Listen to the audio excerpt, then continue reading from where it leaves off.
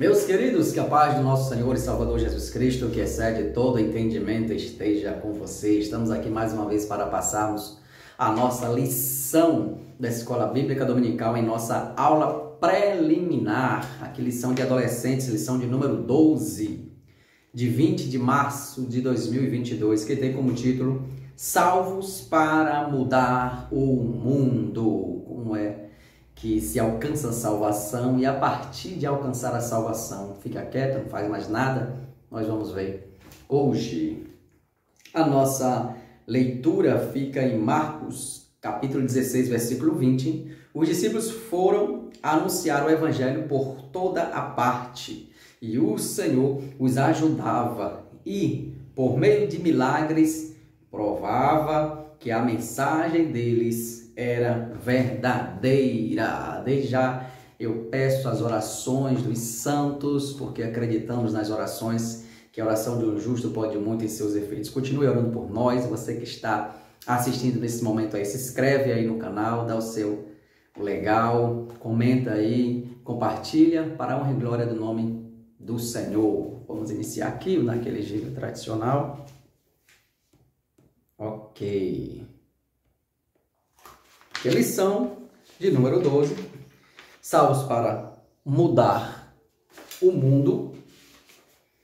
O nosso primeiro tópico fala sobre a igreja e a sua missão transformadora.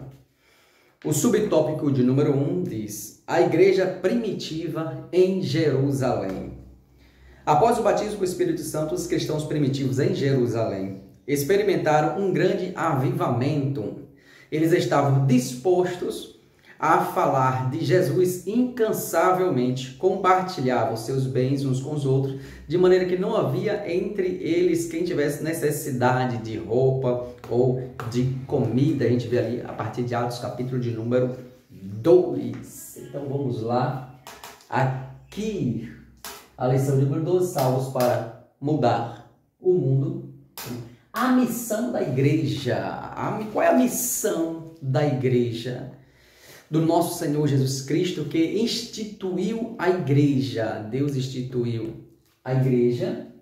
E a esta missão, ou a grande, como é conhecida, a grande comissão da igreja, que é pregar o evangelho, o ide imperativo do nosso Senhor e Salvador Jesus Cristo. Ide por todo o mundo, pregai o evangelho a toda criatura. Então, missão da igreja, falar de Jesus. O que é falar de Jesus? Falar das boas novas que o Senhor Jesus ele trouxe. Falar da salvação em Cristo Jesus. Falar do evangelho que o Senhor Jesus Cristo veio, trazendo este evangelho de transformação. Então, a missão da igreja é falar de Jesus e do seu amor, assim como Jesus ele se doou, ele se deu em sacrifício vicário, ou seja, o sacrifício substituto, onde era para eu estar sendo crucificado, o Senhor Jesus aceitou ser crucificado por mim. Então, este grande amor que o Senhor Jesus Cristo ele teve e tem por nós, que nós devemos falar para todo mundo, que assim como o Senhor Jesus morreu por mim, ele morreu também por toda a humanidade.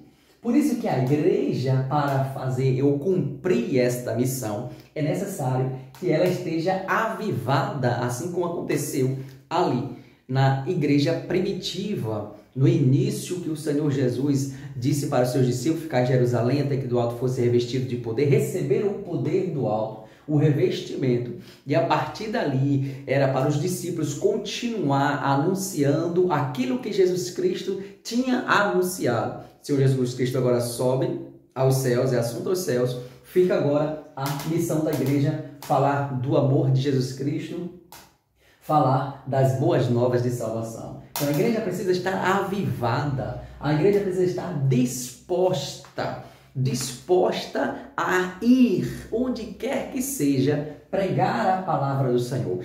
Para que a igreja possa ir, primeiro, ela precisa estar avivada, ela precisa ter essa disposição. Essa disposição ela vai ter quando ela ter a consciência da sua missão. O apóstolo Paulo ele chega a dizer que ai de mim se não pregar o evangelho. Então, ele percebia que existia uma obrigatoriedade na vida dele de anunciar o evangelho do Senhor Jesus.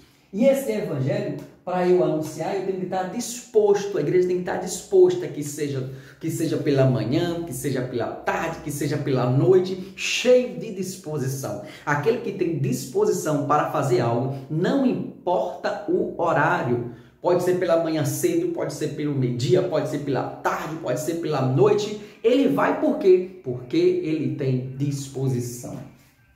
Outro ponto, incansável. A igreja não pode parar de anunciar o evangelho de Cristo. Ela tem que ser incansável nesta missão.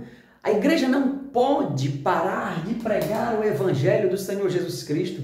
A igreja não pode se cansar de pregar a mensagem. Os anjos desejaram pregar a palavra do Senhor, mas o Senhor Jesus deu esta incumbência para a igreja, nós que somos igreja. Então, temos que ser incansáveis na pregação do evangelho. Não podemos parar nem um minuto, porque muitas almas estão perecendo todos os dias. Por isso que é necessário sermos incansáveis na pregação do evangelho do nosso Senhor e Salvador Jesus Cristo. Outro ponto, subtópico de número 2, onde vemos aqui, o número 2, uma poderosa comunidade perseguida. A igreja primitiva, ela acompanhava os milagres que o Senhor Jesus ia confirmando através da palavra. Primeira igreja primitiva, ela pregava Cristo. O centro da pregação, o centro da glorificação sempre era Cristo. O objetivo era sempre glorificar a Cristo. O objetivo era sempre exaltar o nome do nosso Senhor e Salvador Jesus Cristo. Por isso que o Senhor Jesus Cristo confirmava a palavra que era pregada com sinais, milagres e maravilhas. Porque eles falavam de Cristo, Cristo então atestava, Cristo então confirmava a sua palavra com milagres e sinais e maravilhas. E isso, a igreja primitiva, ela tinha Cristo como o centro da pregação do evangelho. A gente não pode desviar disso. Cristo tem que continuar sendo o centro da pregação na igreja do Senhor. O único a ser glorificado é Cristo, o único que tem que aparecer é Cristo, o único que tem que ser exaltado é Cristo, louvado tem que ser sempre Cristo. Assim, Deus, o nosso Senhor Jesus Cristo, confirmará a palavra que está sendo pregada, com sinais, com maravilhas. E a igreja primitiva, logo no início, elas pensaram que depois de receber o poder do alto, revestimento, elas ficaram paradas. De repente veio uma grande perseguição. E a partir desta perseguição, ali, quando o Senhor Jesus fala em Atos, quando a Bíblia nos mostra ali, Atos 1, 8, e recebereis poder que há de vir sobre vós, sereis minhas testemunhas. Quando eles recebem ali no capítulo de número 2, eles não fazem isso. Então, em Atos 8:1, consegue uma grande perseguição. E aí, eles começam agora a ir por todo o mundo pregando a palavra do Senhor. Transformou aquela época. Eles transformaram aquela região. Transformaram ali as cidades. Transformaram todos aqueles países, aquelas regiões, com o poder da palavra de Deus, pois a palavra de Deus, ela tem poder. E nós temos que continuar com esta obra que o Senhor Jesus Cristo tem nos ordenado. Ide, pregai o evangelho. O tópico de número 2 fala sobre transformando o mundo em redor. Número 2, aqui. Transformando o mundo através do evangelho que transforma. O que precisa ser pregado na igreja do nosso Senhor Jesus Cristo é o Evangelho que transforma. Porque quem transforma é o Evangelho. Poder de Deus para a salvação de todo aquele que crê. Então, o Evangelho, ele é poder de Deus para a transformação. O que nós pregamos precisa ser Cristo o centro, através da pregação do Evangelho, que é uma pregação cristocêntrica, onde Cristo seja 100%, haverá transformação de vidas, haverá salvação de almas, porque colocamos sempre o Cristo, Senhor, o nosso Senhor e Salvador Jesus, como o centro de toda a pregação. E o Evangelho genuíno, aquele Evangelho que o Senhor Jesus Cristo pregou, é este que transforma. Não precisa enfeitar, não precisa acrescentar, não precisa tirar, não. Devemos pregar o Evangelho genuíno que o Senhor Jesus Cristo nos ensinou, e através também dos apóstolos, da doutrina dos apóstolos que tem nos ensinado em toda a Bíblia Sagrada. O Evangelho que transforma a vida da pessoa, assim que transformamos o mundo através deste Evangelho. O apóstolo Paulo, ele escreve que aquele que está em Cristo, nova criatura, as coisas velhas passaram, eis que tudo se fez novo. Então, este caráter aqui, esta pessoa, a ética é mudada. A pessoa que antes fazia o que era ruim, depois da transformação do Evangelho, ela passa agora a fazer o que é bom. Se aquela pessoa roubava, ela não rouba mais. Se aquela pessoa se prostituía, não se prostitui mais. Se aquela pessoa ela buscava as coisas terrenas, agora ela sabe que ela precisa buscar as coisas celestes, as coisas dos céus. Se aquela pessoa não tinha uma visão espiritual, seus olhos agora são abertos, ela passa a contemplar com uma visão espiritual. Este Evangelho que transforma. Então, vocês estão pregando aí evangelhos que não tem ou que não há transformação de vida, esse Evangelho não é o genuíno Evangelho do nosso Senhor e Salvador Jesus Cristo. Para que seja o Evangelho genuíno, tem que haver a transformação de vida, porque o Evangelho transforma. O Evangelho para todos, o Evangelho de Cristo, ele não é selecionado para algumas pessoas, ou não são algumas pessoas selecionadas que precisam alcançar o Evangelho, não, é todo mundo. Não importa a sua condição social, condição financeira, condição intelectual, não importa, pode ser quem for, o Evangelho é para todos. Todos precisam conhecer o Evangelho de Jesus Cristo. E diante de Deus, diante do Senhor, não tem aquele que é maior, aquele que é menor, não. O Senhor nivela todo mundo pela sua misericórdia. Todos. Para Cristo, a misericórdia segue para todos. A graça de Deus também é para todos. Pode ser rico, pode ser pobre, pode ser branco, pode ser negro, pode ser amarelo, pode ser o que for. O Senhor Jesus Cristo, este Evangelho é para todos. E a capacidade de amar a igreja, assim como o Senhor Jesus Cristo nos ensinou a amar uns aos outros, essa capacidade de amar tem que estar também intrínseca dentro da nossa igreja, dentro de nós. E nós precisamos amar as pessoas, amar uns aos outros, que é o mandamento do Senhor. E assim como o amor de Deus está derramado em nossos corações, por isso que eu entendo esta missão por amor.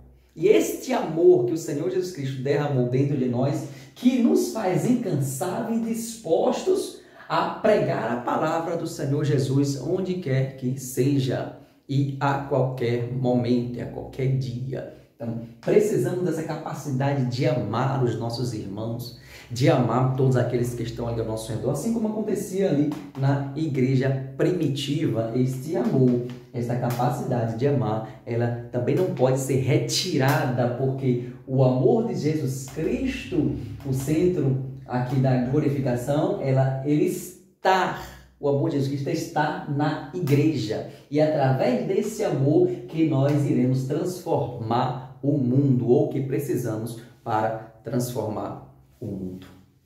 O outro ponto aqui, vamos passar aqui só um pouquinho, que é, deixa eu passar pelo lado de cá, para ficar melhor. Isso. Ok. O tópico de número 3, ganhando o mundo. Deixa eu girar aqui mais um pouquinho. Pronto. O tópico de número 3, ganhando o mundo. Como é que eu vou ganhar o mundo? Ganhar o mundo para mim? Não. Ganhar o mundo para Cristo. E com um ato de consciência, de amor, um ato de amor e um ato de obediência. Obediência porque o Senhor Jesus que falou, ide por todo mundo. Por isso que eu devo ganhar o mundo. Ganhar o mundo como? Pregando a palavra do nosso Senhor Jesus Cristo. Como é que eu vou fazer isso? Primeiro, saindo da zona de conforto.